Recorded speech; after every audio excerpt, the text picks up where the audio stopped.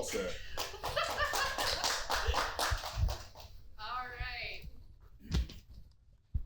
Ready? I think we're ready. And we're all set. Good. So welcome to today's event. It's a pleasure to have everybody here, and we're looking forward to have a great discussion with Ross Schilling. So before that, though, let's get to his bio, which is going to take a few minutes to get through, if you will, so bear with me. But we're thrilled to introduce Ross Schilling today, a distinguished alumnus of the University of Florida and a major influencer in the music industry. So let's dive into Ross's journey. So starting his academic career at the University of Florida's College of Health and Human Performance, Ross Schilling graduated in 1993 with a major in event planning and entrepreneurship, complemented by a minor in business. His college years were marked by notable involvement from being an active member in Florida Blue Keys and serving as a student government productions chairman to directing the Gator Growl concert, which used to be a significant event back in the day. So, and participating in the Phi Kappa Tau fraternity. Not just confined to campus activities, Ross has also ventured into the real world of music, promoting concerts at local venues in Gainesville during his studies. The allure of the music business led Ross to Nashville post-graduation, where he quickly made his mark by joining the prestigious William Morris Agency, now known as the William Morris Endeavor. He was an agent at that time. The turn of the millennium saw Ross transition from agency work to artist management, guiding the careers of legendary artists such as Lynyrd Skynyrd, Kid Rock, 38 Special, and many more. His influence spans across the music industry with memberships in the Academy of Country Music Awards, the Country Music Association, and even a role as the voting member at the Rock and Roll Hall of Fame. Ross's commitment to education and the arts remained unwavering, demonstrated by his generous endowment in 2019 to the College of Health and Human Performance.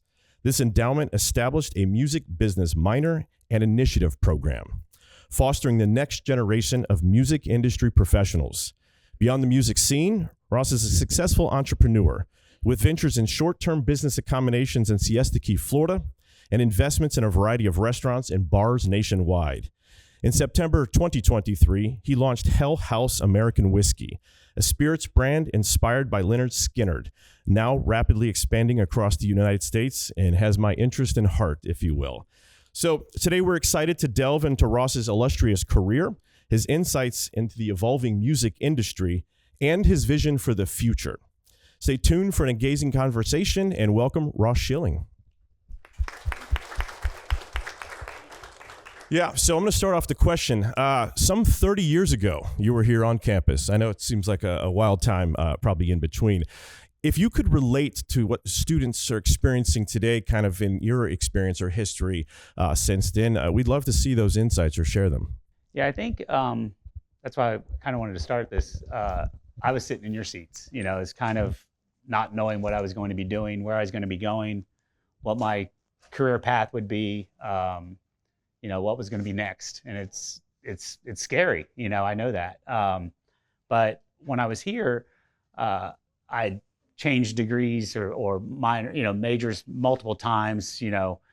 Criminology, law, business, everything. And I realized I got involved on campus, and I did join a fraternity. But through that fraternity and doing those things, I went to student government and I got involved, and I was like, man, I always loved music. And at the time I was working at a bar downtown, which I think is a concert venue. It used to be Congo Craig's and Central City and stuff, but it's on the corner, I think, of 2nd Avenue, and it's a live music venue. I think I drove by last night. I think so. But I was helping promote concerts there, and I got involved on campus, and I saw Student Government Productions was doing things. So I started as, really picking up trash after concerts, and putting up flyers, and that's how we promote stuff back then. You didn't have, digital media and stuff. So, I got involved in student government productions, became vice chairman, then chairman. And back then, the budget, your activities and service fees would pay to do activities for you guys, just same as I think you have Accent and Speakers Bureau.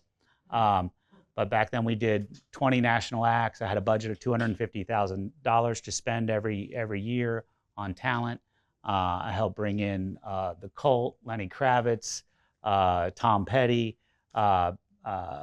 Morrissey, the Black Crowes, a number of artists So what I was learning outside of the classroom, I was learning a lot more about what I thought I wanted to do as a career path. So, as much as you can learn from obviously theory and things in the classroom, I think you get out there and you do things in the real world and you really get involved. And that's what kind of sparked the fire inside of me to maybe go into the music business. But we didn't have a curriculum here for that. So I got involved in student government productions, and I was like, my ultimate goal is I wanted to be an agent. I thought being an agent was a really big deal. So if you guys understand, I'll talk a little bit about the wheel of an artist and an artist's career. So if you think of artist and it being in the center of that wheel or the hub of that wheel, the manager sits in the center, and then the spokes of that wheel for that artist's career is the agent, the booking agent that books the gigs, the attorney that maybe does all the legal work. You have the publicist that handles publicity. You have the record label that handles, record sales, downloads, digital sales, things of that nature. You might have a social media digital team that does things for the artist. So in the center of that wheel, which I am now a manager, I was once just a cog of that wheel. I was an agent. And that was my ultimate goal. And then I learned that I wanted to be a manager because I wanted to work closely with the artists and work on with their creativity. So a manager, basically, my job is to turn their art, the music and everything that they create, into commerce. So I'm trying to figure out, so I'm kind of as creative as they are in some ways, because I'm trying to figure out a way to turn that art into money and to, for them to survive. It is still the business. Even though we'd like to make and create art and make things beautiful, you still want to do your living and create a living and feed your family. So we hope that we can, basically turn that into commerce. So that's kind of big full scope of where I started and where it all came from. But that was that's really what drove me, really, to kind of segue from sitting in the seats that you're in to where I'm sitting now today. So tell us a little bit more about the in-between and how you progressed from a student, fresh graduate, all the way to where you are today, and any kind of pivotal moments that helped shape your career and the decisions you made along the way. Yeah, I think, when I left here, and honestly, I was a rock and roll fan. I wanted to work in rock and roll, but when you're a boy from living in small town Gainesville, you're either going to go to New York City or you're going to go to Los Angeles in rock and roll. And I didn't like New York City. I'd been to New York City. I was like, okay, I didn't want to be in that big pond, that big, lake or pond or whatever you want to say. And LA was a million miles away. And I got a job offer to go to Nashville. And in the early 90s, that's when country music was taking off. Brooks and Dunn, Reba McEntire, Alan Jackson, Garth Brooks, those artists, there was a big shot of country music in the early 90s, kind of like what is happening now with Morgan Wallen and Lainey Wilson and all the country music artists now today. There was a huge trajectory in the early 90s, and a gentleman at the William Morris Agency who was trying to sell me country music for University of Florida, which is ironic. I was like, man, the kids don't think country are cool here. Country music wasn't cool at the time yet. It was cool and breaking in Texas and other parts of the country, but it wasn't cool yet in Florida. And, or it didn't seem cool, because we did surveys with the students. So it'd be like, what do you want to hear? Oh, we want to hear, hip hop. We want to hear, rap. We want to hear pop music. So country was, 6 or 7 down the chain. And so that's basically where they asked me, said, hey, would you come and work for us? So when I graduated, I actually went and actually started as an assistant right away, and I didn't actually do my internship was my job, so I actually did a paid internship, and was my career. It kicked off, and then I became an agent 2 years later. And while I was an agent, I was involved with booking dates. And when you're booking dates, you're basically booking the personal appearances for these artists. But I wanted to know more about, how'd they create that song? What'd they do there? How'd they release this record? What was going on there? So I did that for another 4 or 5 years. And then in '99, I got a job offer. I was the young agent for this band that I had on tour with the Dixie Chicks and Tim McGraw and Faith Hill and all this. And the manager was like, man, you're doing great with this young, and it was a young duo from Tampa, Florida, called the Warren Brothers. And he goes, man, how are you getting them on all these shows? And I said, I'm just hustling, you know? And he said, well, would you leave? And I got a meeting with this band, Leonard Skinner. Do you know who they are? And I'm like, yeah, I know who they are. I'm from Florida, you know. I grew up, and they're a Jacksonville-based band, and, you know, big, huge classic rock catalog. And I said, would you leave and come handle them, because you know a lot about touring? And so I did have that pivotal moment where I was like, I didn't want to just book private shows and personal appearances. It's like you book one and then it's done. You know, I wanted to be involved in all aspects of an artist's career. And so I left, and in 99, I became Skinner's manager. So I guess that's now 25 years later, which kind of is crazy to me to even think that. But I walked in, and these are guys that are 50, 60 years old, and some of them, and they're like, you know, I'm some punk kid that's 27, and they're like, who are you? And I had to earn their respect and show them that I could, you know, do what I said they do. And, you know, I've done a pretty good job of it over the years, and we've had a lot of change in that band over those 25 years. I mean, and I can talk about that a lot as well, but there's been a lot of change in that band. But there's still the band and the brand and the songs and the music are as big now as they ever were. And we still sell out. You know, they're playing Tallahassee tonight in front of 10,000 people. They played Biloxi last night. We're on the second leg of a tour. We played the major cities last year, but they still sell 10,000, 15, 20,000 tickets. You know, they did the stadium in Jacksonville a couple years ago and had 50,000 people there. So we'll play down the road in Ocala, believe it or not, in June with the Rock the Country Festival. There'll be 30,000 people there, and it's Skinner and Kid Rock and Jason Aldean and Brantley Gilbert. So that's evolved and done really well. So that's kind of in a nutshell. So let's say carrying into that theme, you talked about creativity in your earlier response, and you're talking about the evolution of music and or your experiences. How through time has strategy played a role in this? How have you evolved it, and where'd you start with it? How did you confront some of the original concerns that were brought up by the bands? Yeah, I mean, strategy, I mean, it's ever evolving, because you want to take it. It's different with each artist. Some artists are like very hands-on and want to, this is their vision, and they want you to take their vision and make it happen. Then there's some that they just want to play guitar. They just want to just play music. They just want to sing, and they want you to lead them.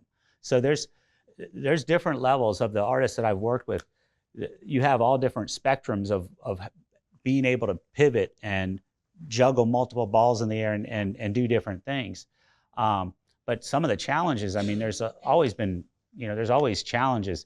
You know, how do you sell more tickets, or how do you, you know, get a hit song? You know, how do you define a hit song? You know, is it on terrestrial radio or Spotify or whatever? But you know, moving the needle, you have to figure out what connects. And nowadays, you know, it's changed so much in, you know, the 30 years I've been doing it. From, you know, yes, you use terrestrial radio is, you know, the normal radio dial, and then you have satellite radio, obviously, and you have, you know, the streaming and streaming services now. But I mean, basically, how do you break those things, and how do you get the music out there and then get it consumed? So the challenge, really, the technology challenge, has been some of the biggest things we've had to deal with. You know, me seeing it evolve from downloads to you know, CDs, you know, and all those different things has been challenging. So touching on some of those challenges, there's obviously been a lot of change that has happened in your career regarding the music industry. Aside from the technological aspects, what other challenges have you seen that your artists have had to overcome, whether that is the taste of the audience or the demand for events or demand for different ways of interacting with the artists and things like that? Well, I mean, there's certainly a number of them, but I'll go back to Leonard Skinner, because I think when I started with the band in '99, if you don't know the history of the band, in '77 there was a plane crash. The original band was started in the '70s, and in '77, Ronnie Van Zant, the original singer of the band, died in a plane crash, and several other members of the band died as well in the plane crash. And Ronnie wrote with a couple other guys, those iconic songs, Sweet Home Alabama, Free Bird, Simple Man, all these big songs.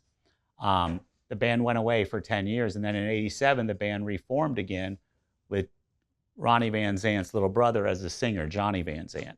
So Johnny Van Zant has been the singer for 37 years.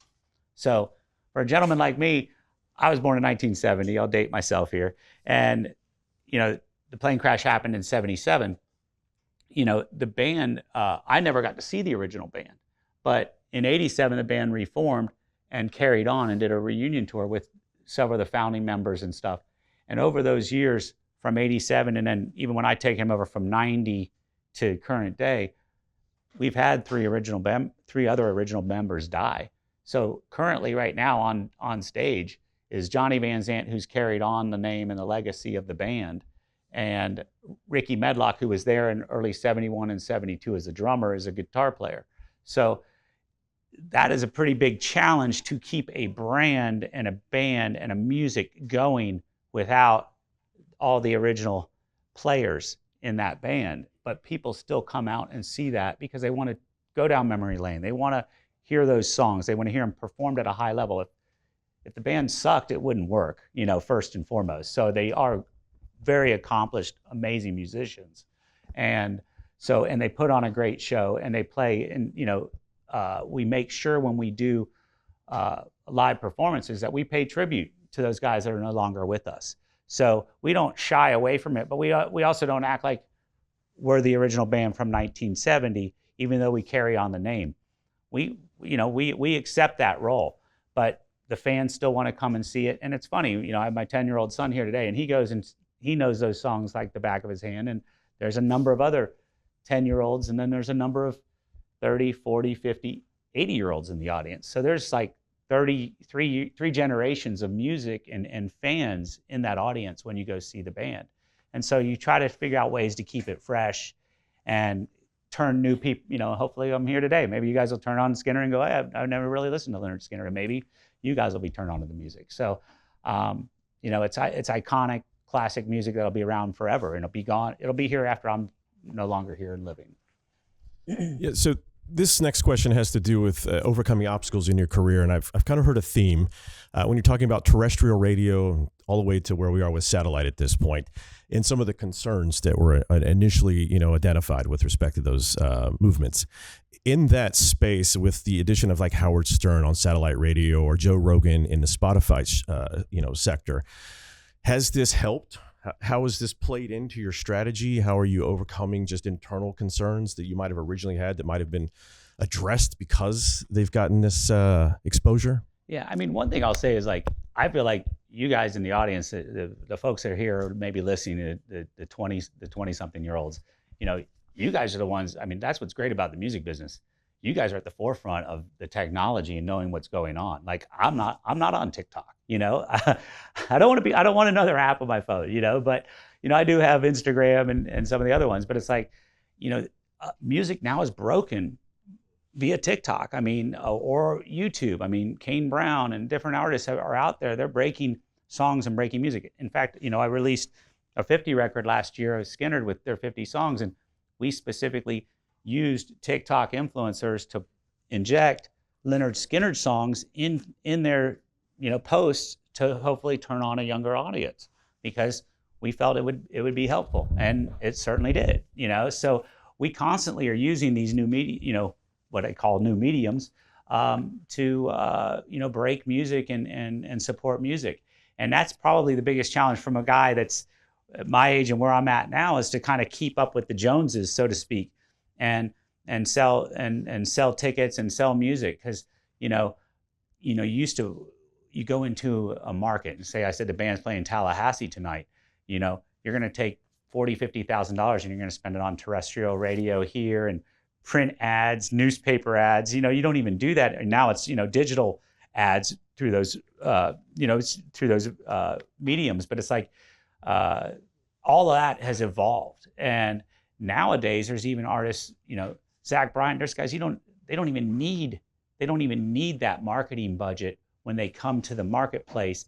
They can now just go on their social media platforms and say, I'm coming to Gainesville, Florida, and is going to sell the tickets without having to spend that $30,000 or $40,000 that instantaneous. And that's a big shift in the marketplace now. And it's not with every artist. So like when I'm dealing with a classic artist, I'm still trying to sell to my core. I'm not to be a fool. My core is definitely 50 year plus. They still are a little more antiquated. So so I'm having to use the old school rule of thinking. But I hope that I can someday be like, just pop it up on my social media and be like, everyone's coming, because it certainly saves a lot of money. So it is interesting to see those dynamics change and how it's evolved, and how, for me, where I sit, try to stay hip and up to date and fresh on all these new, avenues to promote. So it's interesting. So we heard in your bio that you have a lot going on. Outside of your management role, you've got some new ventures that you're partaking in. Can you tell us a little bit more about those ventures and what drove you to add more to your plate? Well, it's funny. We did, I can show you this. So 6 months ago, we came out with a whiskey called Hell House American Whiskey. Hell House is, its parent company is a brand called Bespoken Spirits. So we just opened a whiskey distillery in Lexington, Kentucky on the Bourbon Trail last week. But it is it's a technology company, believe it or not. But the proprietor of the brand was a chemist who came up with a patent that he can reverse osmose a whiskey. And basically whiskey is usually aged in a barrel for 7 years, 10 years, 15 years. He could take a 1-year barrel and make it taste like any 15 or 20-year barrel of whiskey. So that's a technology company that we partnered with. And then what I did is we decided, hey, we want to do a Leonard Skinner whiskey. We felt that was our demo and our audience. So we launched Hell House Whiskey. Hell House is, it's named after a location that 50 years ago where the band wrote all their iconic songs and all these songs that have been the fabric of American music. In a place called the Hell House, which is in Jacksonville, Florida, in a basically out in the swamps. And the band used to rehearse there 12 hours a day, sleep there. It didn't have air conditioning, running water, barely had power, and they would woodshed out in this place, and it was literally a terrible place to be. So they called it the Hell House.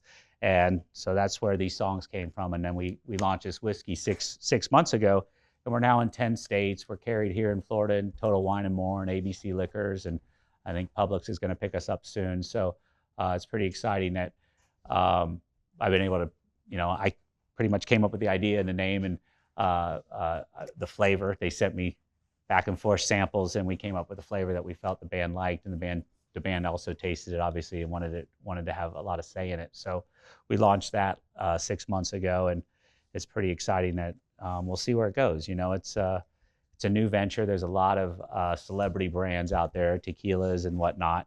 It's a very competitive marketplace, but it's funny when you ask me, I liken this process to breaking a young band. So it's like, I call this my baby band, because it's like, you go and you play and you're in this club, you try to get in this club, oh, you're trying to get in this liquor store, or you're trying to get on this radio station, So it's very comparable to breaking a baby band that's trying to get its music out and get noticed and recognized. The whiskey is the same way. I'm trying to, and if you know about the spirits business, it's all state regulated. So you have to go state by state by state by state. You can't just go, hey, I want it all in all 50 states, no problem.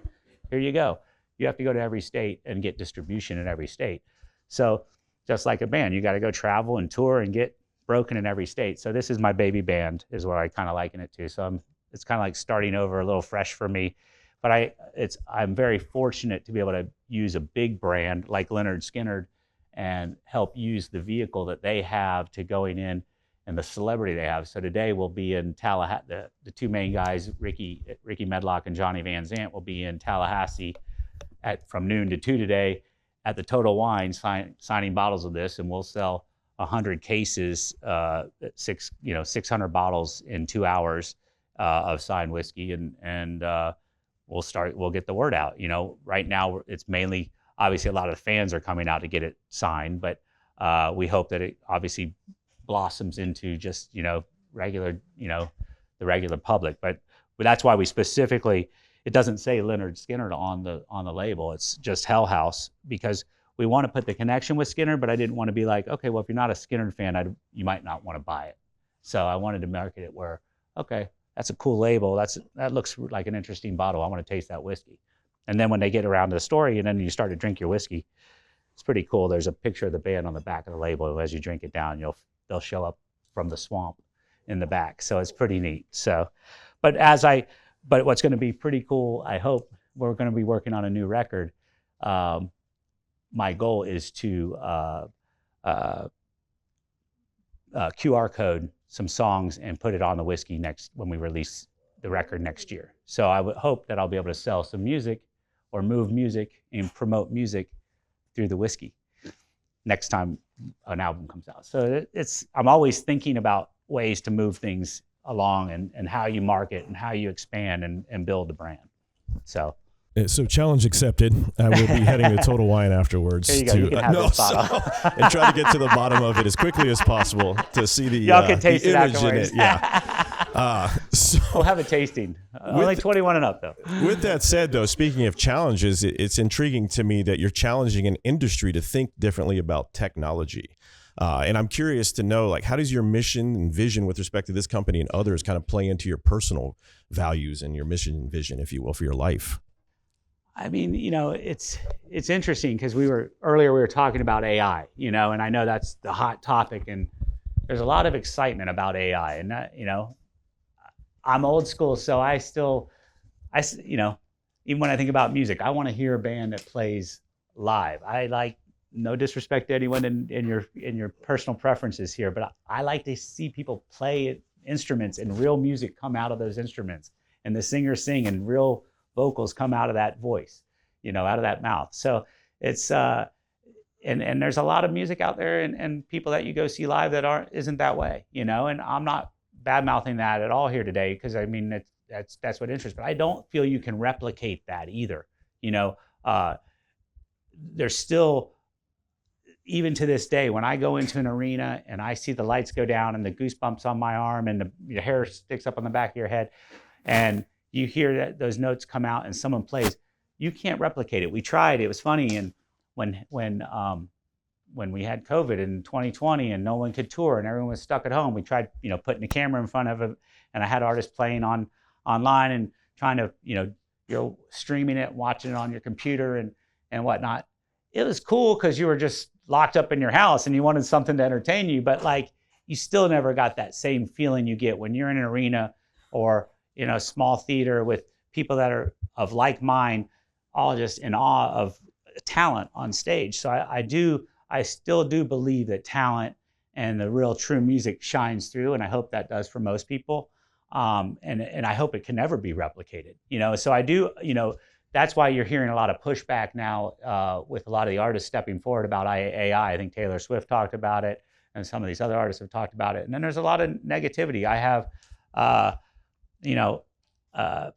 I actually used AI to launch the whiskey. Ronnie passed away in '77, and we took an AI replication of his voice to talk about, hey, when in Blood, Sweat, and Tears in the backwoods of Jacksonville, we created these songs. He's talking, and it's AI generated, obviously. But we wanted to try to connect the dots. And his widow was like, that's really cool, but it's really creepy, and it freaked her out. And she let us do it. But I part of me is like, oh man, is that the right thing to do?